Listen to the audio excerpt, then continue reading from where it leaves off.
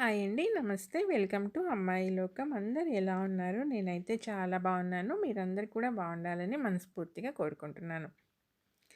ఇవాళ మన రెసిపీ వచ్చేసి వెజిటబుల్ దోస అండి. ఎలా తయారు చేయాలో చూద్దాం. స్కిప్ చేయకుండా లాస్ట్ వరకు చూసేయండి. ఫస్ట్ మిక్సింగ్ బౌల్ తీసుకుందామండి. దాంట్లోకి ఒక కప్ వచ్చేసి ఓట్స్ వేసుకుందాము. తర్వాత 2 టేబుల్ స్పూన్లు రవ్వ, బాంబే రవ్వ అండి ఇది.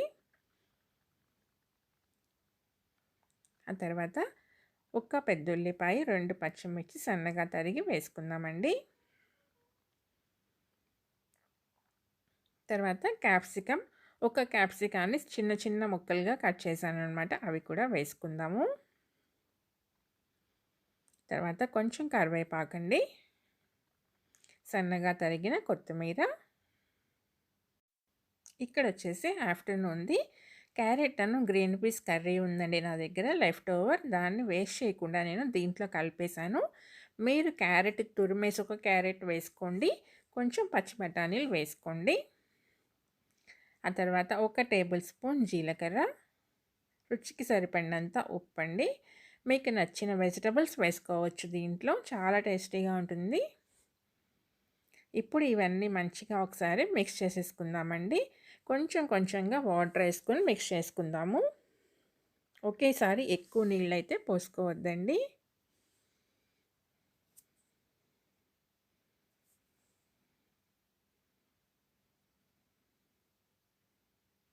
మంచిగా మిక్స్ చేసేసుకుని ఇప్పుడు దీంట్లో వచ్చేసి 2 టేబుల్ స్పూన్లు గోధుమ పిండి వేసుకుందామండి.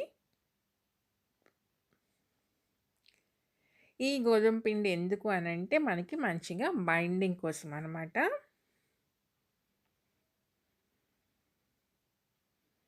ఇప్పుడు కొంచెం నీళ్ళు పోసుకొని మిక్స్ చేసుకుని మూత పెట్టేసి ఒక 10 మినిట్స్ నానబెట్టుకుందామండి. ఎందుకంటే రవ్వ వేసాం కాబట్టి మనకి మంచిగా నానాలి. ఒక 10 నిమిషాలు నానితే సరిపోతుందండి. చూడండి, 10 నిమిషాల తర్వాత తీసి ఒకసారి మంచిగా మిక్స్ చేసుకుందాము.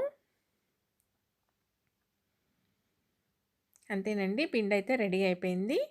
తవా వేడి చేసుకుని లైట్గా ఆయిల్ అప్లై చేసుకుందామండి.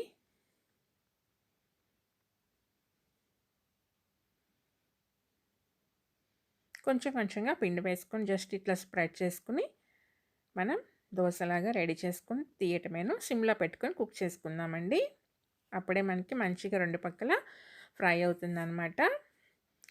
లైట్గా ఆయిల్ అప్లై చేసుకుని ఒక పక్కన ఫ్రై అయిన తర్వాత మళ్ళీ అదర్ సైడ్కి కూడా తిప్పేసి ఆ పక్కన కూడా ఫ్రై చేసుకుందాము.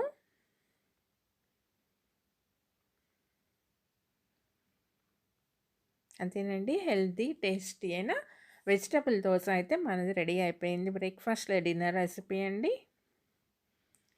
తప్పకుండా మీరు కూడా ట్రై చేయండి. మీకు ఎలా వచ్చిందో నాకైతే కామెంట్ చేయండి.